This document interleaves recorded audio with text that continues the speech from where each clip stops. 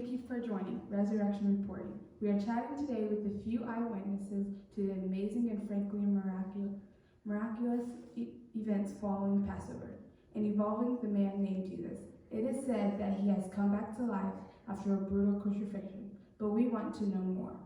We speak first with the man who traveled quite a ways to the holy city, only to find himself spontaneously conscripted into labor. Simon, thank you for joining us today. It's an honor to be here, truly, and I am still rather in shock by all of it. It was. Simon, can you explain what brought you to Jerusalem? Well, it is every Jew's dream and goal to come to Jerusalem for the Passover. I came to celebrate and commemorate this amazing holiday. It wasn't an easy journey. How long did it take you to get here? More than a month. It was over 900 miles of unpredictable conditions and risky travel. Cyrene is a great distance, and I was relieved to arrive in the famed city of Jerusalem. I was unprepared for the crowd and chaos going on here, though. And had you heard about Jesus before coming? Well, news of the great teacher has reached great distances. I had heard of the rabbi and his supposed miracles, but it wasn't the first time a prophet has been celebrated. I was skeptical. In fact, I hoped that by coming to Jerusalem, I might see him in order to decide for myself what to make of all these Messiah rumors.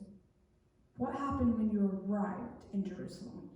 Well, I was quite tired from the trip and eager to find an inn to rest. However, when I heard the commotion in the streets and saw the Roman guards, I had to find out what was going on. I heard someone in the crowd say it. Was Jesus being led to Calvary? I didn't understand why the teacher and miracle worker I had heard about was condemned to such horrific execution. Before I knew what was happening, one of the Romans grabbed me and ordered me to carry the cross. I was instantly perplexed and boggled. Is it common for other people to bear a criminal's cross? No, and that's what confused me. I was prepared to refuse. Roman or no Roman, crucifixion is a punishment reserved for the most heinous of crimes. I had committed no act against the government. I wasn't about to be paraded down the street for all to see carrying the implement of torture. Not to mention, this is no simple branch.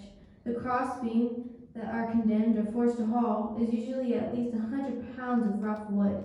I would not have jumped in line for such a duty.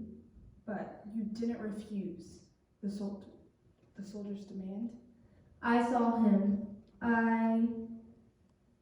You asked if it's typical to carry a cross for someone else. Well, it's not typical to flog a prisoner before crucifixion either. One look at Jesus almost made me sick. He barely looked alive. He had been beaten, blood streamed from the thorn crown they had rammed onto his head. His back looked like chewed meat. He was weak and shaking. He couldn't have carried the cross. He could barely walk. So, you were willing to do it, seeing his pain? I didn't know all the details. All I knew was that this man couldn't have been guilty of anything. He was bearing a burden far too great for anyone. I felt I had no choice. If I could have, I would have prevented the death, but the least I could do was bear the burden for a short distance. There are rumors that Jesus had returned. Do you believe he could be alive? If anyone could be the Messiah, it has to be him. Well, you heard it, folks. Simon the Cyrene is a believer.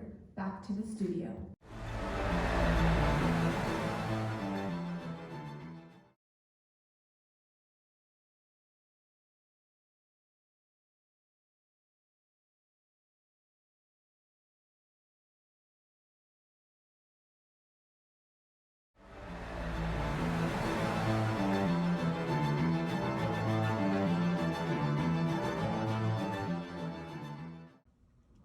Well, I'm here with Barabbas, the prisoner who's released in the place of Jesus.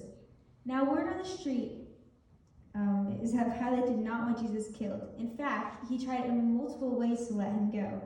It is customary that during Passover to let one prisoner receive a pardon, and the governor thought maybe this could be a way to release the Christ, but the crowd did not call for that. Barabbas, welcome. Well, could you tell us why you were in prison, sir? I was with a group of rebel zealots. We were sick and tired of Roman oppression. Down with the Romans, out with the foreign rules. We don't consider a few acts of murder too great a price to pay for relief from this suffocating government. So you committed murder? I would hardly consider it murder when the scum we're ridding are so horrid, more a favor to society. But yes, there are a few killings involved in our actions. We were in jail awaiting execution. Well, actually, time and details to be determined. Are you aware of the tradition of prisoner release? Yes, but I hardly expect to be chosen. And when I heard Jesus the Christ had been taken in, I figured the crowd would easily beg to let him out. Why did you assume that?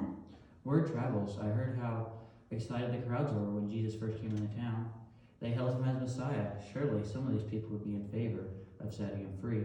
But all I know is 1 minute I'm in my cell, head spinning, body stinking, stomach growling. Next minute I'm next to Jesus, who didn't look so grand himself. And the crowds were hollering my name. Barabbas, Barabbas. They removed my shackles and they set me free. Where did you go once they released you? I couldn't believe it. I didn't believe it. I followed Jesus. I followed him. By the time they whipped him, he was too weak to even carry his own cross. Some foreign man had to take it up the hill, and as I watched, it should have been me up there. I didn't know this Jesus well, but I knew he was an innocent man, and it should have been me. Now, did you hear that? Barabbas? Sir? Well, it looks as though the conscience of a criminal may be returning, even after a lucky break. We will try to catch up with Barabbas. Meanwhile, there is one more man we'd like to talk to.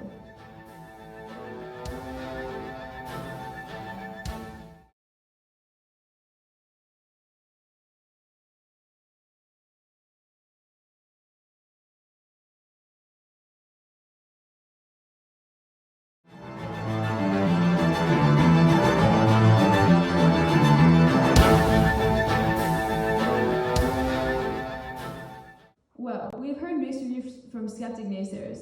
Some say that Jesus did not actually die on the cross, but maybe just fainted. Others are claiming that his body may have been stolen by disciples. Well, joining me here today is a man who can put those possibilities to rest. Joseph, thank you for agreeing to share with me your role in this amazing story. I am happy to explain. I have been blessed in my metal business with great wealth. The Lord has provided well for me. I am also a respected member of the Sanhedrin, or should I say I was. The Sanhedrin? But aren't they part of the crew who voted to kill Jesus? I am ashamed to say yes. I was certainly not in favor of this vote. I tried to persuade them otherwise. I came to respect Jesus, even to love him. Some would say I am a follower myself, but to keep my job as a member of the council, I could certainly not let word get out about that. I did not think they would actually follow through with this crucifixion. I had so much hope. We all did. So, what inspired you to bury Jesus? I stood with Mary, watched him up there on the cross, suffering the criminal's death, mocked and spit upon by others. It wasn't fair. I couldn't abide by it. Mary was distraught. I realized that this man was so important, so amazing. Jesus was the Messiah. I know it. I wait, as do so many others, for the kingdom of God. This was the fulfillment. I couldn't just let Jesus die anonymously and be disgracefully cast aside, but I couldn't just take him without permission. Permission? Who did you ask? I had to go to Pilate. This was not easy. The governor has not looked too kindly at a man of my standing. He could have easily just refused me, arrested me. I was more than slightly nerve-wracked. But you could have so easily just stepped by and left. Why did you go so boldly to Pilate when it could have cost you so much? I love Jesus. I do love him. I don't care what it cost. I had to see him put to a respectable rest. So, where did you place his body? I have a family tomb set aside. Getting the long years I made myself needed before too long.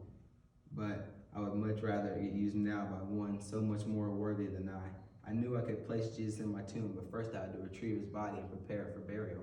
But wouldn't that make you unclean according to Jewish standards? What are standards when Christ came to change eternity? Yes, I would doubtlessly lose my place of standing, much of my money, and possibly my life of freedom for what I did. But I do not regret or deny any of my actions for a moment. Every ounce of my being now lives to find out more about Jesus and to honor him wherever I can. Have you heard the word that he may be alive? I know he is. I know he died. He was in my arms. I wrapped him in linen and embalmed him with spices, and I know his body is no longer in the tomb. What would you say to those who claim the body may have been stolen?